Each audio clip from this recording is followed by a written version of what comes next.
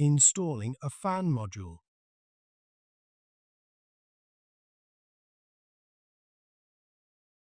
Locate the fan slot on the top cover. Align the fan module with the fan slot on the top cover, and then fasten the 3 screws to secure the fan module.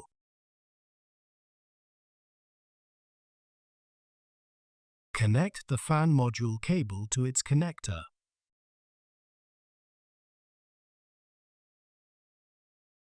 Press the cable down toward the top cover as shown to avoid interfering with the fan shroud.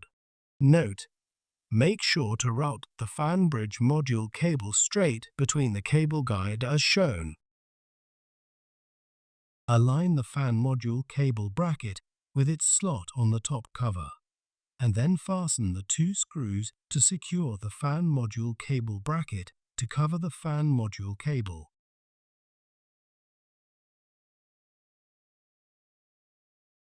Align the fan shroud with the screw holes on the server, and then place the fan shroud on the server.